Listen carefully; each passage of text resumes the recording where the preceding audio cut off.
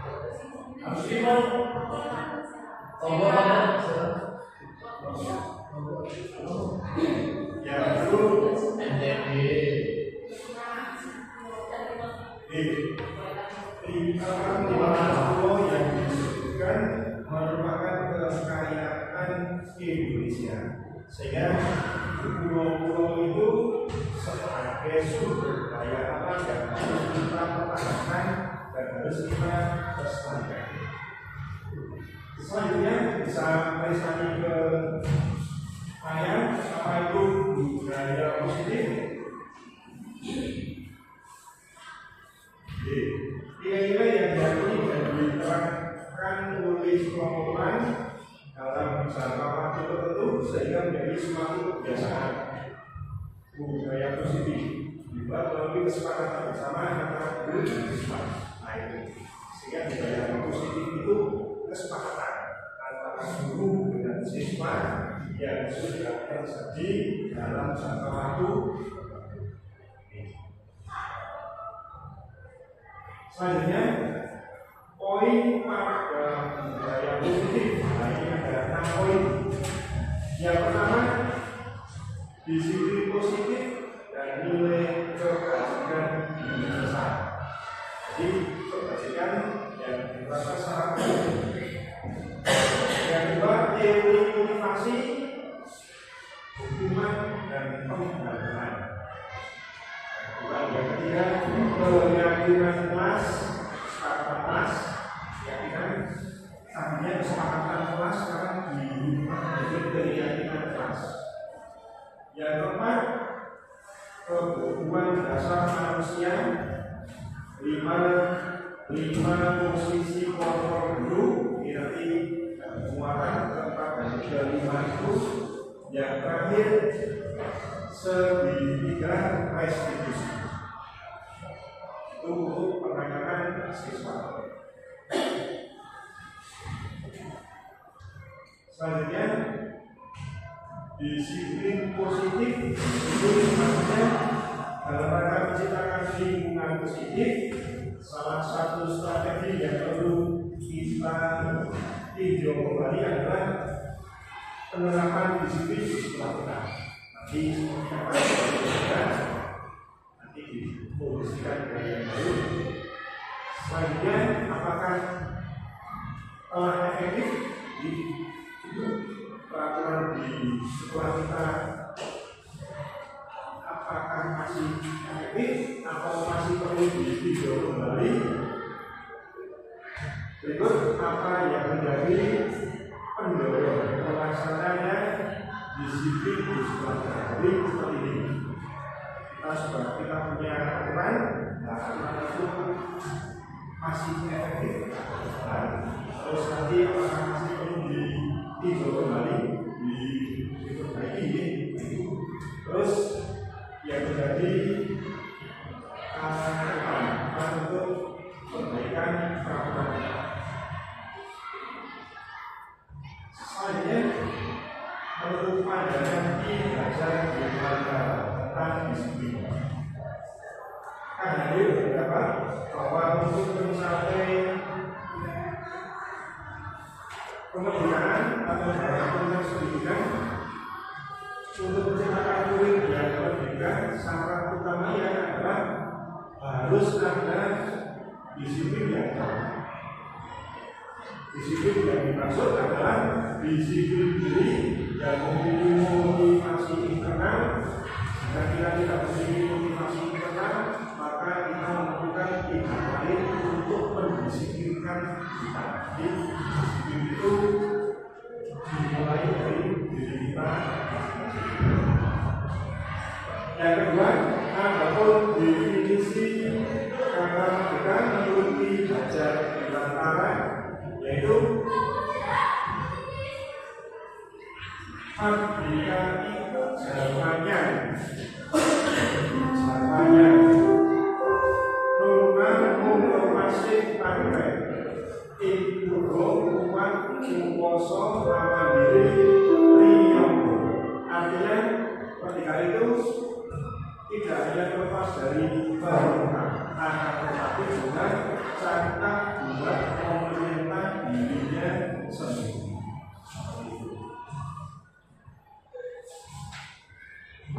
Selanjutnya, bisa cari Bapak Ibu, ini apa yang jadi motivasi perilaku manusia siswa. Menurut Ian Wilson dalam bukunya Disiplin menyatakan dari motivasi perilaku manusia. Yang pertama, untuk menghindari ketidaknyamanan atau kerumunan. Yang kedua, untuk mendapatkan imbalan atau penghargaan dari orang lain.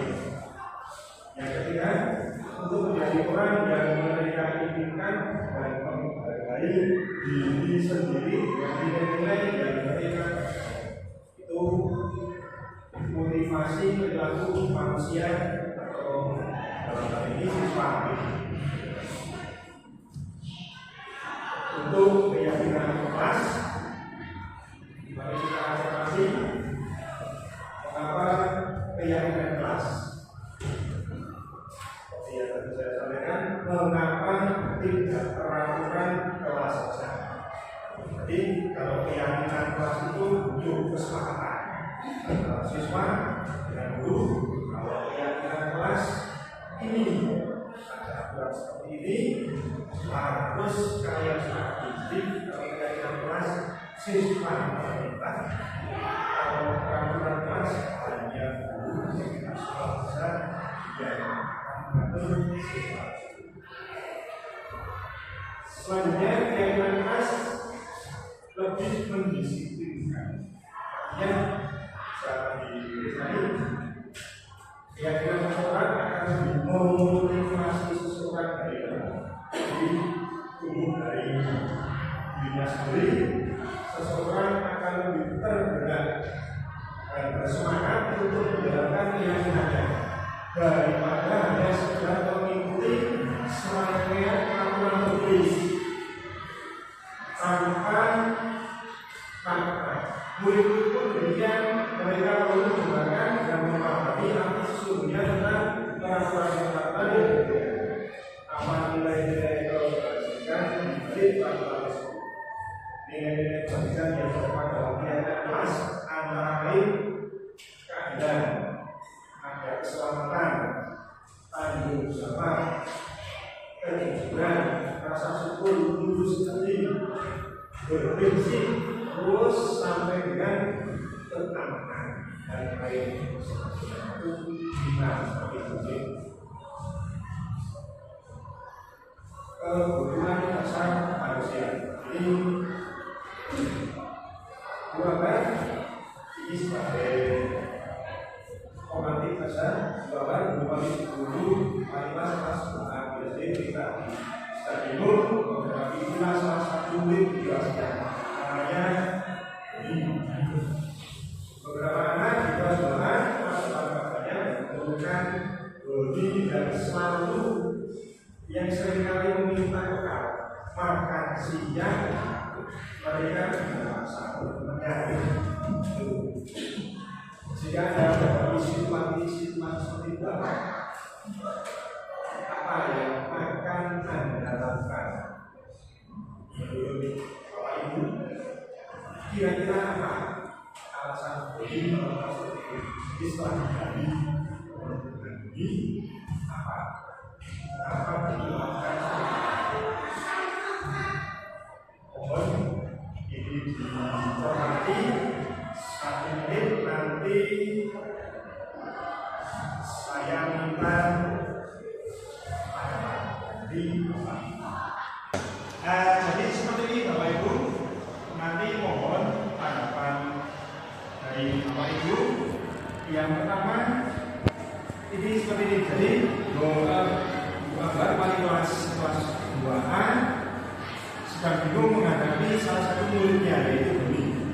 Karena Doni seringkali meminta bekal makan siang secara paksa pada temannya. Sehingga bilang Bapak Ibu dari Bapak itu apa ya harus dilakukan, termasuk nanti harus dikonfirmasi ke siswa, sehingga alasan dari guru itu mengapa melakukan seperti itu. Nanti Bapak Ibu menuliskan di kertas ini dan ditempel di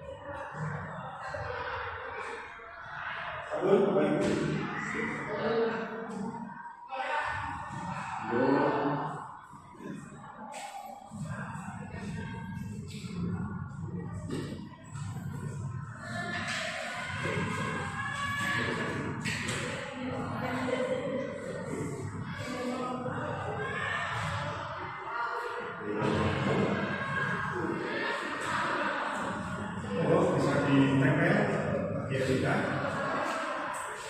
Ada namanya apa?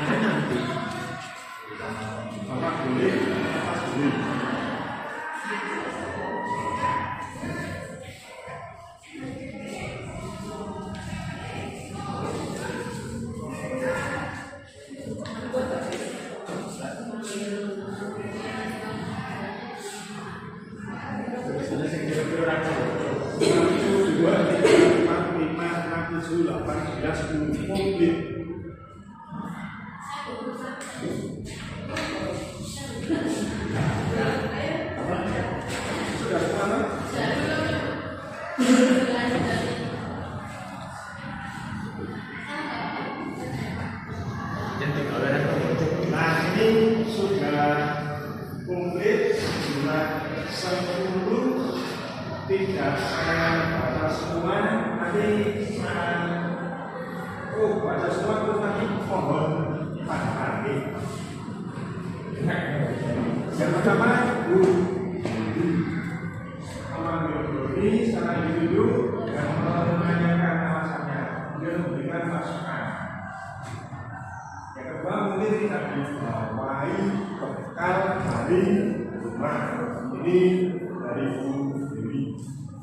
Bu punya saya itu Pak.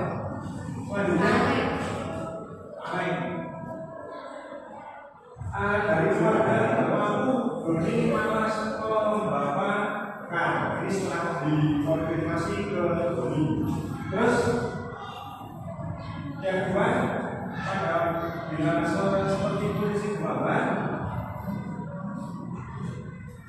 mendekati Doni dan biasa basa-basi terlebih dahulu menanyakan Doni terkait bekal, apakah setiap hari membawa atau tidak, menanyakan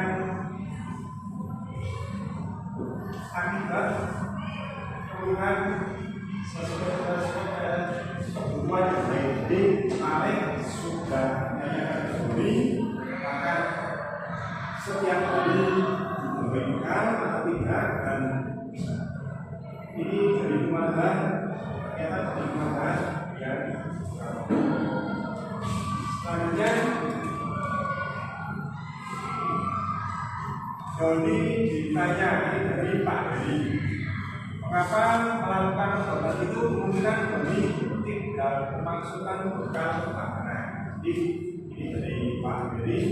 Setelah dicek ke Doni, sudah dibawa bekal dari rumah, namun tidak dibawa. Biasanya isi, senang jadi.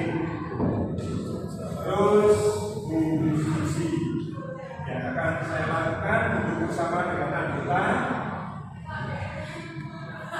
atau kebaikan persoalan mencermati situasi yang terjadi kemudian memanggil Doni. Alasan mengapa dia melakukan tersebut dikonfirmasi ke Doni antara bersama mengapa Doni itu sering melakukan seperti itu. Terus kemudian selalu untuk Doni yang selalu meminta bekal yang dirasakan. Kalau yang pertama memanggil Doni tanya mengapa selalu meminta, contohnya apa itu perlu memberikan saran dan nasihat agar Doni tidak minta bekal ke temannya. Jadi disarani suatu satu yang selalu meminta. Jika alasan Doni tidak ada, makanan di rumah dan kurang perhatian. Sama sebagai guru menerangkan ke siswa cara pendidikan berubah, kemudian maksud bangsa minta kalau kita sebagai guru menjadi siswa dan memberi pengertian dari Bukhari termasuk Pak Jumino. Saya akan memanggil Doni dan memberi introduksi. Menurut saya perbedanya Doni menggunakan bukan tamu. Doni sudah kurang perhatian di rumah. Tadi setelah ditanya oleh Pak Jumino bersama dari keluarga yang kurang sehingga tidak dibawai sarung dan tidak dibully. Saya akan memanggil Doni secara khusus untuk menanyai mengapa Doni sering meminta bekal dan Doni mungkin alasan tidak membawa bekal, ibunya tidak pernah memasak. Dan jika beberapa murid melakukan hal yang sama, yang akan saya lakukan, satu memanggil Doni terlebih dahulu, dua konfirmasi perihal laporan berapa murid apakah betul tidak, Yang ketiga, betul sebagai ditanyakan, dan yang terakhir, setelah Doni memberikan alasan, baru kita memberi nasihat. Jadi Bapak Ibu guru sepakat dari hasil kesimpulan jelas.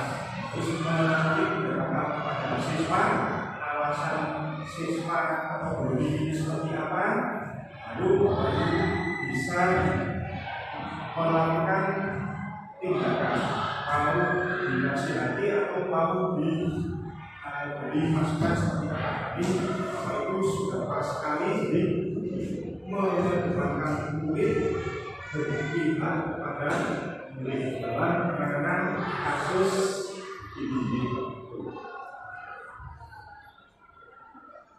Selanjutnya tentang 5 kebutuhan dasar manusia. Video ini, Bapak Ibu bisa ini video ini sudah saya kirim ke sehingga ini nanti mendengarkan ini. Bapak Ibu di desa ini nanti sampai bisa mati, dan saya nanti minta ada beberapa pandangan dari tayangan.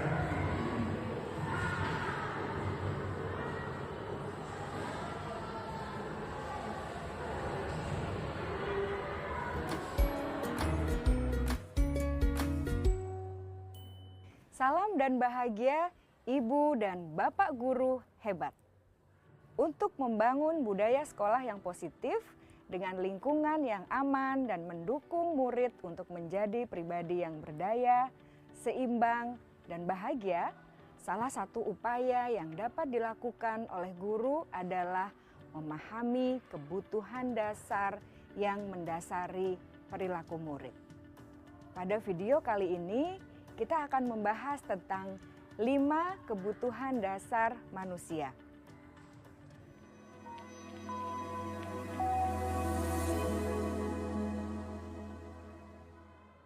Ki Hajar Dewantara dalam salah satu kutipannya menyatakan, kita ambil contoh perbandingannya dengan hidup tumbuh-tumbuhan.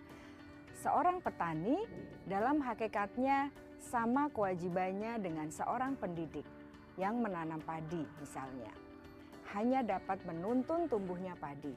Ia dapat memperbaiki kondisi tanah, memelihara tanaman padi, memberi pupuk dan air, membasmi ulat-ulat atau jamur-jamur yang mengganggu hidup tanaman padi, dan lain sebagainya.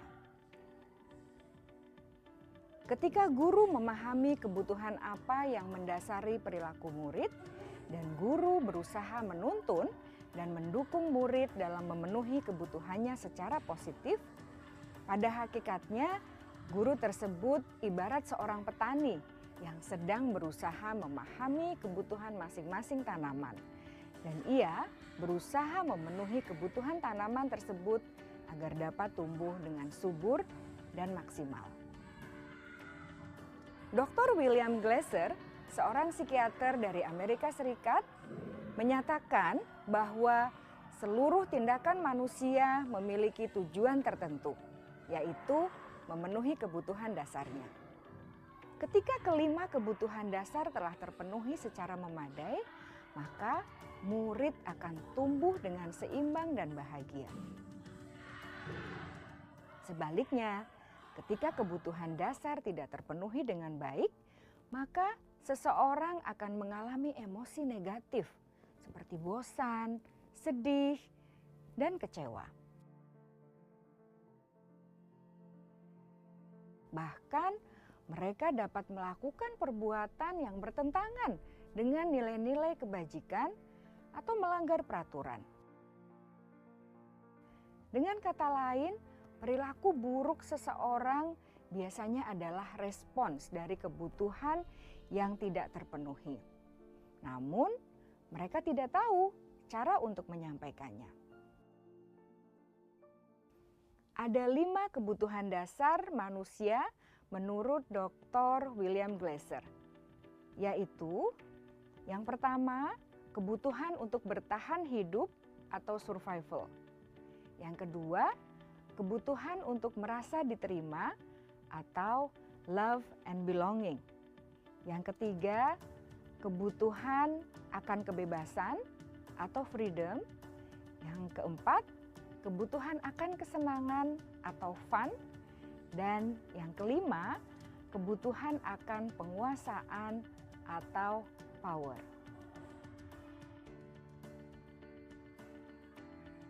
Kebutuhan dasar yang pertama adalah kebutuhan yang bersifat fisiologis untuk bertahan hidup atau survival.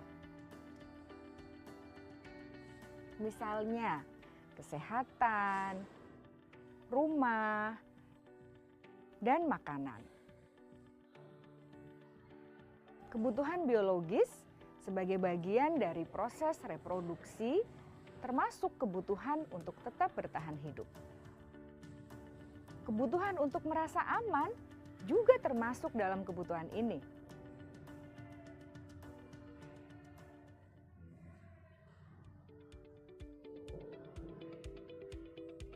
Agar murid dapat belajar dengan baik, kebutuhan mereka akan rasa aman, pangan, sandang, dan papan harus terpenuhi. Bagaimana mungkin mereka dapat belajar dengan baik bila mereka datang ke sekolah dengan perut yang lapar atau bila rumah mereka kebanjiran?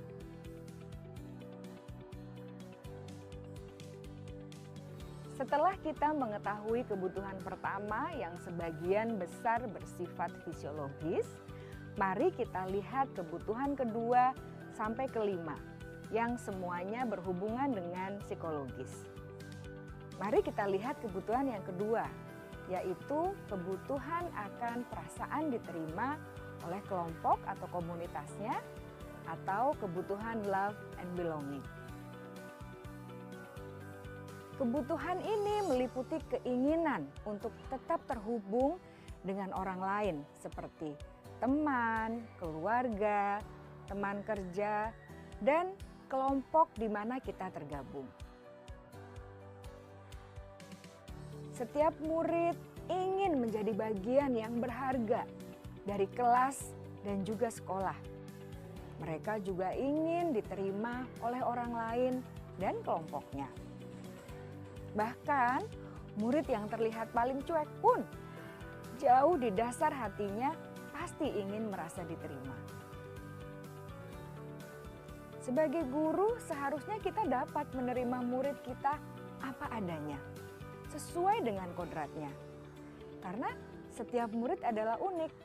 Mereka memiliki kekuatannya masing-masing, sehingga guru seharusnya bisa menciptakan kesempatan untuk murid berkolaborasi dan memiliki ikatan emosi satu sama lain.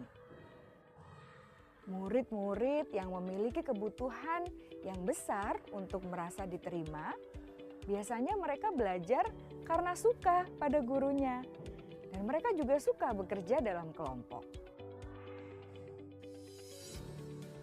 Kebutuhan yang ketiga adalah kebutuhan akan kebebasan atau kebutuhan membuat pilihan. Murid harus diberi kesempatan untuk membuat pilihan dan bertanggung jawab atas pilihan yang mereka telah ambil. Memberi mereka kebebasan bukan berarti membiarkan mereka melakukan apa saja yang mereka mau, melainkan lebih memberi mereka kesempatan untuk membuat pilihan, menyuarakan pendapat mereka dengan percaya diri, dan memberi mereka kesempatan untuk mencoba hal-hal yang baru. Pembelajaran dengan metode yang beragam dan menarik juga akan memenuhi kebutuhan murid tentang kebebasan ini. Pembelajaran berdiferensiasi di mana guru menyediakan beberapa jenis tugas yang bisa dipilih oleh murid sesuai minat mereka, sangat baik untuk mengembangkan murid menjadi lebih mandiri dan memiliki motivasi internal. Karena kebutuhan akan kebebasan pada dasarnya adalah kebutuhan untuk mandiri, memiliki otonomi, memiliki pilihan, dan mampu mengendalikan arah hidupnya sendiri.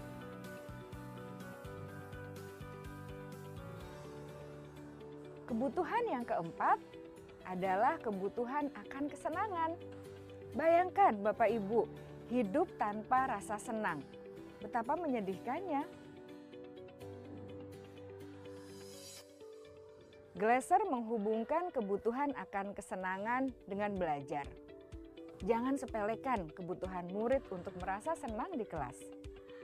Sebagai guru, jangan ragu-ragu untuk dengan sengaja memasukkan kegiatan yang menyenangkan dalam kelas. Murid-murid dengan kebutuhan dasar kesenangan yang tinggi ingin menikmati apa yang mereka lakukan. Mereka juga konsentrasi tinggi saat mengerjakan hal-hal yang disenangi.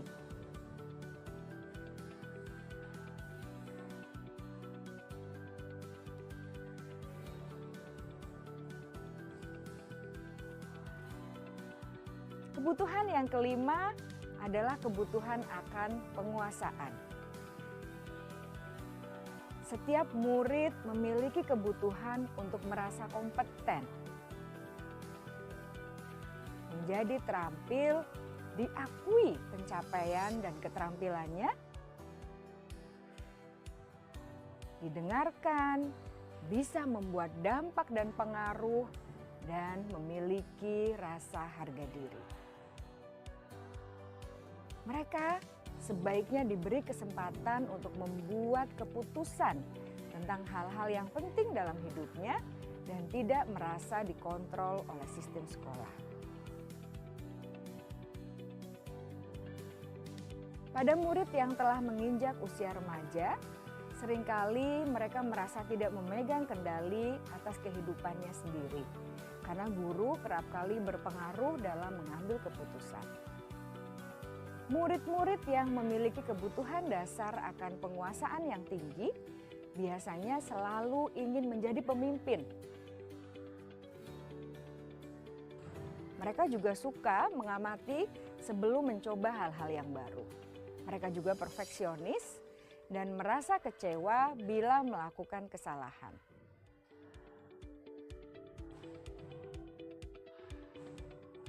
Ibu dan Bapak guru sangatlah penting bagi kita untuk mengetahui kebutuhan dasar murid-murid, agar kita memahami alasan di balik sikap dan tingkah laku mereka. Bila murid berperilaku buruk atau melanggar peraturan, sehingga tindakannya tidak sesuai dengan nilai-nilai kebajikan, maka guru harus mencari tahu alasan yang mendasari tindakan tersebut dan kebutuhan apa yang belum terpenuhi. Melalui percakapan dengan guru dalam pendekatan disiplin positif, murid dapat diajak untuk bersikap reflektif dalam mengenali kebutuhan-kebutuhan yang berusaha mereka penuhi dan mendasari tindakan mereka. Jika guru mengabaikan perilaku buruk murid-murid, maka perilaku tersebut akan berpengaruh pada suasana kelas yang kurang kondusif dan akan berpengaruh pada tujuan dari pendidikan itu sendiri. Ibu, Bapak guru hebat, mari kita menjadi guru yang lebih baik dengan memahami kebutuhan dasar murid-murid kita dan senantiasa membimbing mereka untuk menjadi pribadi yang berdaya, seimbang, dan bahagia. Salam dan bahagia, Ibu dan Bapak guru hebat. Ya baik Bapak Ibu, tadi sudah pada mengamati dari video yang tayangan tadi, bisa saya sebutkan bahwa beberapa ini harus kita dipenuhi sebagai syarat untuk keberlangsungan hidup manusia yang tidak terpenuhi akan terganggu kehidupan dan kesempatan keberlangsungan hidup, sehingga 5 kehidupan itu harus terpenuhi. Selanjutnya 5 posisi kontrol. Itu saat kami sebenarnya kontrol seperti apa yang bisa kita terapkan pada siswa. Nah ini yang pertama, Bapak Ibu Yang kedua, membuat rasa bersalah. Yang ketiga, teman dapat membantu pemanah. Yang kelima, manajer. Jadi satu persatu. Yang pertama bisa ditulisani bila Bapak itu sebagai pemukul. Penjelasannya dulu terkait bahwa rasa cara dia yang terbaik. Yang kedua, guru menggunakan hubungan fisik maupun verbal.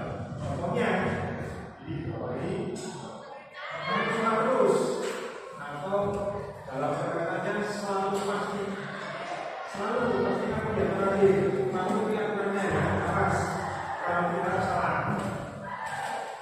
Nah ini contoh.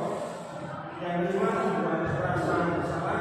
Penjelasannya ini belum menggunakan intonasi yang lebih rendah, belum atau mungkin keringan itu membuat situasi yang tidak nyaman. Yang kedua, belum menggunakan agar murid merasa salah atau kasihan. Contohnya, itu sangat kecewa kepada kamu. Atau yang terakhir, bagaimana kalau orang tuamu tahu atas kesalahanmu?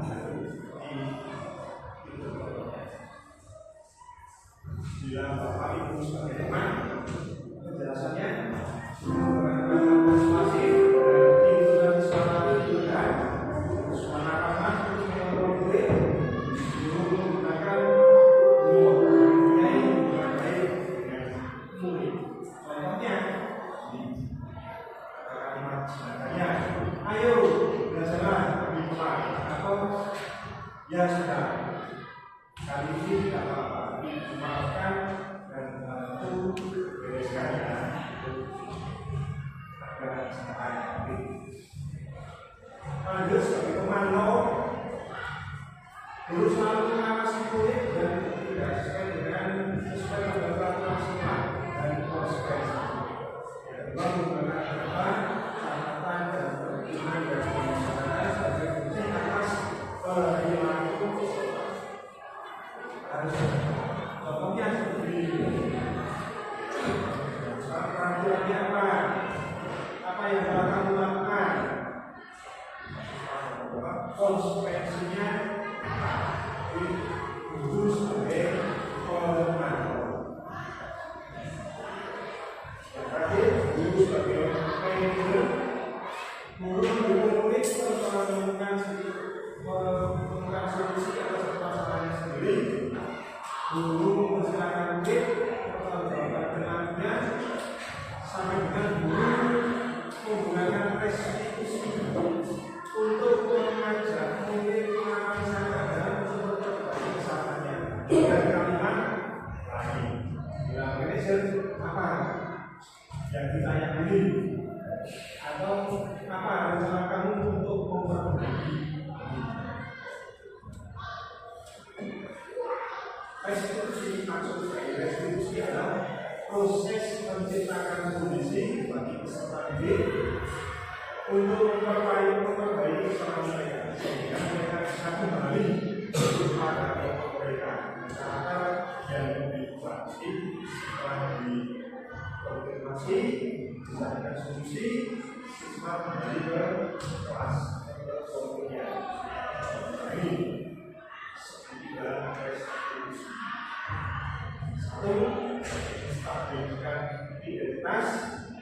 Kedua, validasi tindakan yang salah. Yang ketiga, menanyakan keyakinan. Biasa penjelasannya seperti yang ada di sebelah kanan dan ada di sebelah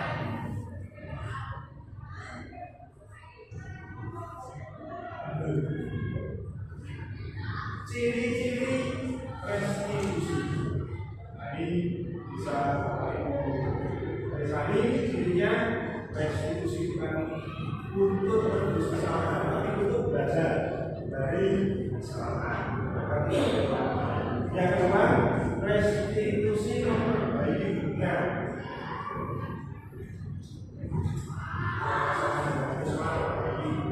mahasiswa dengan Bapak Ibu guru juga harus dengan para mahasiswa.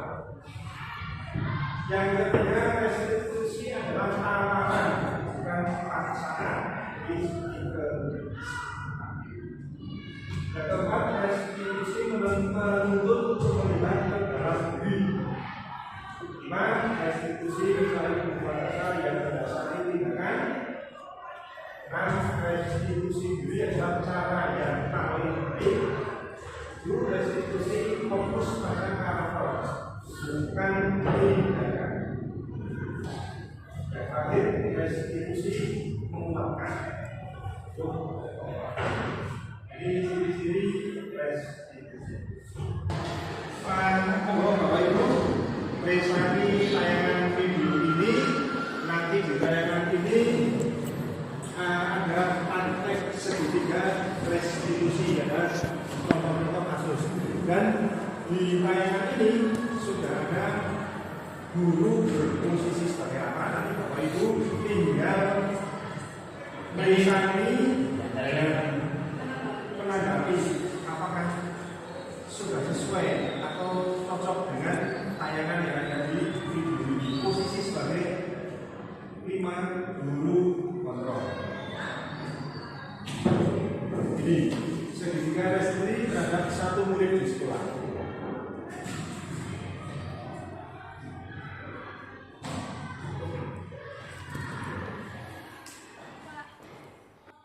Aulia, silakan duduk. Bagaimana kabarmu, Aulia? Saya kesal sekali dengan ulah Nurul tadi, Pak. Dia tidak bersedia meminjamkan buku catatannya. Padahal saya hanya ingin menyalin tugas. Setiap orang tentunya kesal jika tidak diacuhkan. Lalu apa tindakan kamu tadi, Aulia? Tadi saya robek buku catatannya, tapi cuma sampulnya aja kok, Pak. Kesel banget saya. Wajar jika kita emosi. Lalu, apa Aulia puas dengan tindakan itu? Tentu tidak, Pak. Saya akui saya salah sudah merobek bukunya. Lantas, seperti apa sikap yang Aulia yakini? Harusnya saya lebih sabar dan menghargai milik orang lain. Jadi, apa rencana Aulia untuk memperbaiki keadaan ini? Saya akan meminta maaf kepada Nurul, Pak. Dan saya juga bersedia untuk mengganti sampul bukunya yang saya rusak tadi. Gimana, Pak? Setuju. Bagaimana perasaanmu jika sudah melakukan tindakan yang kamu yakini itu, Aulia? Tentunya, saya akan menjadi pribadi yang lebih tenang dan sabar, Pak. Baiklah, Aulia. Mari kita pikirkan penyelesaian masalah ini. Jika perlu, kita panggil Nurul. Bagaimana? Siap, Pak. Terima kasih, Pak.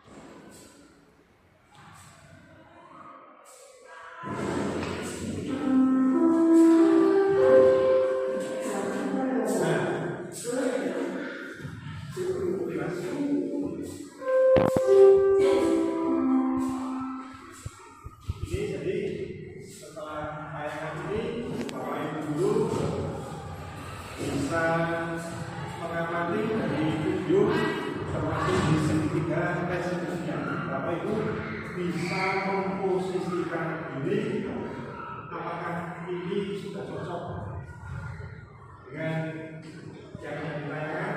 Bila Bapak Ibu menangani kasus seperti ini, dan sebaiknya Bapak Ibu berposisi sebagai apa? Jadi 5 menit atau 1 menit.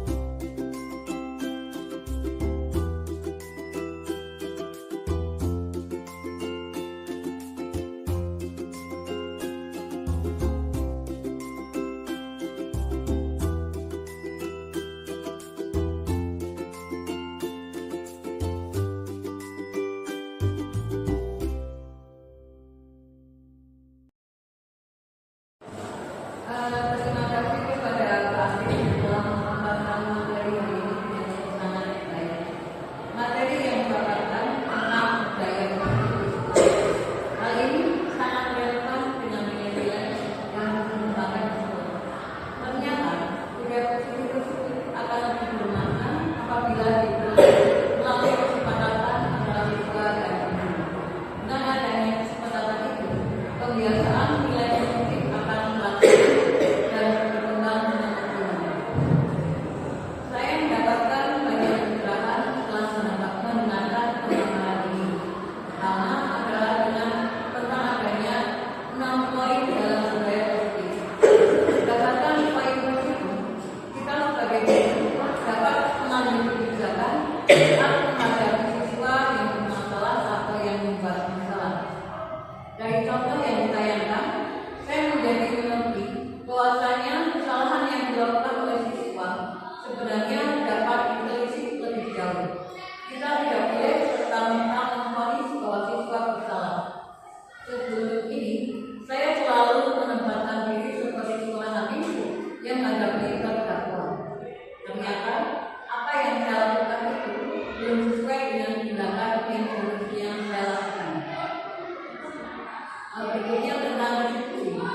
Ternyata dengan adanya sertifikat restitusi, orang siswa tidak diberi banyak kesempatan untuk memperbaiki diri dan kembali ke lingkungannya dengan sikap atau sifat yang lebih baik.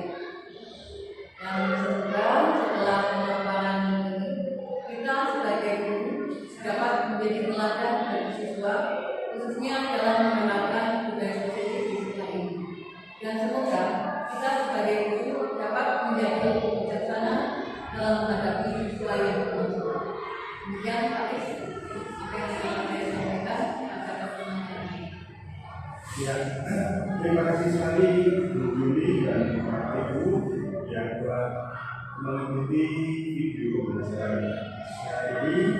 Semoga Bapak Ibu setelah mengikuti video pembelajaran saya ini bisa lebih menunjukkan pembelajaran yang tidak murid serta membiasakan murid apabila mempunyai kesalahan bisa langsung memperbaiki kesalahan dan minta maaf jika tidak mau mengulangi lagi. Terima kasih sekali Bapak Ibu telah mengikuti video pembelajaran ini. Semoga bisa dilakukan semakin maju, semakin jaya dan siswanya bertambah. Untuk itu, mari kita tutup pembelajaran siang hari dengan pembelajaran Alhamdulillah. Terima kasih. Kurang lebihnya mohon maaf. Assalamualaikum warahmatullahi wabarakatuh. Bapak Ibu, ini tayangan di depan. Kita bisa periksa ini posisi kontrol dan penjelasannya. Itu sebagai manajer.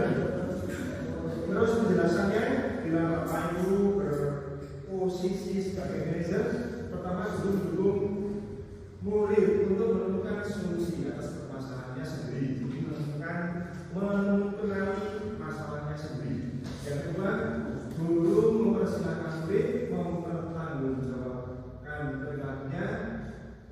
Ketiga, guru mendukung murid untuk merdeka, mandiri dan bertanggung jawab. Sampai yang terakhir, guru menggunakan restitusi untuk mengajak murid menganalisis keadaan untuk memperbaiki kesalahannya dengan kalimat contoh sebagai berikut. Apa yang kita yakini atau apa rencana kamu untuk memperbaiki ini? Ini bila Bapak Ibu berfungsi sebagai manajer. Lanjut. Nah, ini seperti yang tadi saya sampaikan, termasuk ini ya segitiga restitusi. Jadi Bapak Ibu dari segitiga restitusi ini Bapak Ibu bisa memposisikan menyelesaikan diri sebagai apa dan solusinya bagaimana sehingga siswa merasa nyaman dan tidak terbebani mental karena perilakunya sendiri dan tidak mengulangi lagi. Selanjutnya, terus, nah ini dari tayangan ini seperti Bapak Ibu tadi mengamati bisa ditarik kesimpulan bahwa di tayangan ini Bapak Ibu berfungsi sebagai manajer. Jadi seperti berfungsi sebagai manajer seperti ciri-ciri tadi yang depan. Sehingga dari tayangan ini bisa dijadikan acuan ataupun contoh Bapak Ibu dalam menyelesaikan suatu kasus di kelas. Lanjut. Nah, sampai dengan pada tahap yang terakhir yang saya sampaikan dari awal sampai akhir, termasuk ada tayangan tadi di depan, Bapak Ibu bisa merefleksikan sendiri, sehingga dari apa yang saya sampaikan Bapak Ibu jadi terbuka, bisa menjalankan tugas pokok dan fungsi dari apa yang tadi saya sampaikan. Terima kasih dan mohon maaf apa yang saya sampaikan. Untuk itu mari kita tutup dengan bacaan hamdalah. Alhamdulillah. Terima kasih. Assalamualaikum warahmatullahi wabarakatuh.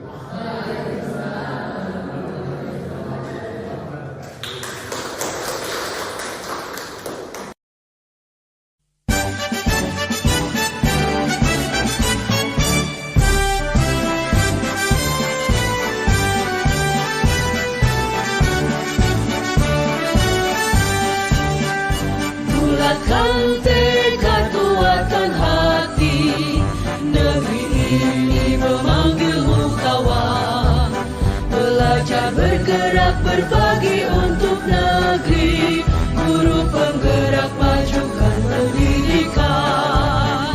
Guru penggerak menghamba pada murid, kreatif rancang pembelajaran. Hargai potensi, tingkatkan prestasi, lahirkan profil pelajar Pancasila.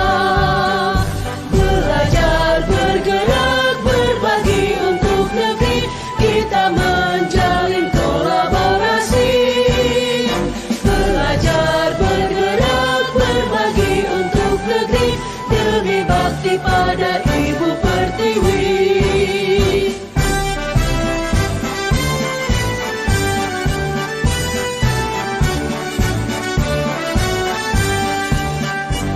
Bulatkan tekad, kuatkan hati, negeri ini memanggilmu kawan. Belajar, bergerak, berbagi untuk negeri, guru penggerak majukan pendidikan. Guru penggerak menghamba pada murid, kreatif rancang pembelajaran. Hargai potensi, tingkatkan prestasi, lahirkan profil pelajar Pancasila. Belajar, bergerak, berbagi untuk negeri, kita menjalin kolaborasi. Belajar, bergerak, berbagi untuk negeri, demi bakti pada Ibu Pertiwi. Belajar, bergerak, berbagi untuk negeri, kita menjalin kolaborasi.